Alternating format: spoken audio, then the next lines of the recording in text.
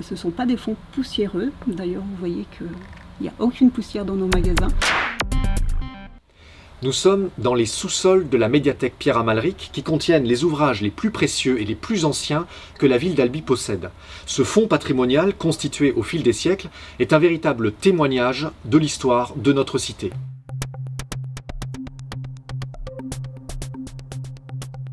Ah, alors bonne question. Donc les fonds patrimoniaux, en fait, c'est un terme générique pour parler à la fois des fonds précieux.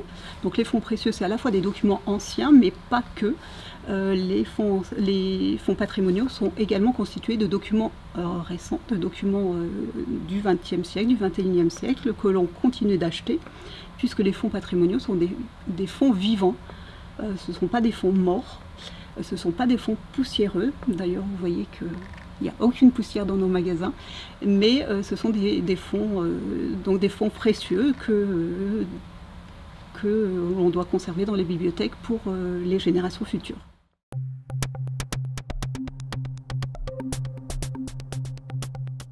Alors ici, nous sommes plutôt sur du 18e, 19e dans ce magasin, mais nous avons également une réserve où sont conservés les documents les plus anciens, notamment les manuscrits de la cathédrale d'Albi, donc des documents du Moyen-Âge qui sont dans un lieu sécurisé. Donc les plus anciens vont remonter au 8e siècle et jusqu'au 21e siècle, voilà, avec une majorité de 18e, 19e, 20e siècle. Alors on trouve à la fois des ouvrages, donc des manuscrits, des documents écrits à la main, ce qui est le cas au Moyen-Âge. On trouve des documents imprimés, donc depuis le milieu du XVe siècle, avec l'invention de l'imprimerie. Et on trouve également des documents patrimoniaux, c'est-à-dire pas seulement des imprimés, mais on trouve aussi de l'iconographie, c'est-à-dire des affiches, on trouve des portraits, des photographies, quelques cartes postales, quelques objets. Tous ces documents sont presque tous identifiés.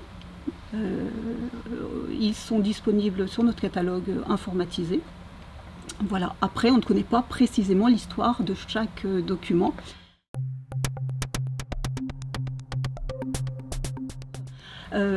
Donc la base principale, ce sont les collections issues des confiscations révolutionnaires, donc de la fin 18e. Mais ensuite, on a également tout un fonds issu de dons. Donc ici, on a le fameux don Rochegude. On a aussi d'autres donateurs, notamment des médecins, le docteur Cuc, le docteur Kérou.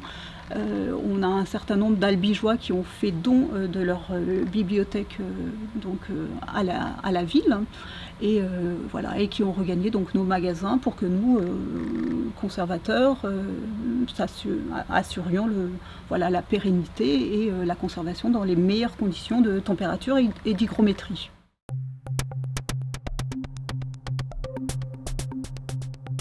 Aujourd'hui, la ville d'Albi, qui est inscrite au patrimoine mondial de l'UNESCO depuis 10 ans, propose par ce fonds patrimonial de préserver la mémoire et de proposer au travers de ces ouvrages exceptionnels à certains connaisseurs, parce qu'on ne peut pas permettre au grand public de pouvoir les manipuler, de découvrir et de maintenir ces connaissances qui ont été à la fois rassemblées par l'amiral Rochegude au moment de sa longue vie, sa longue vie et de scientifique et de poète pour constituer en fait l'ensemble de sa bibliothèque qu'il a donnée à la ville d'Albi, mais également pour permettre aux Albigeois de se souvenir et d'avoir cette transmission auprès des plus jeunes concernant les livres, qui sont des objets que l'on manipule et qui maintenant, pour les plus jeunes, sont parfois des objets virtuels au travers de tablettes.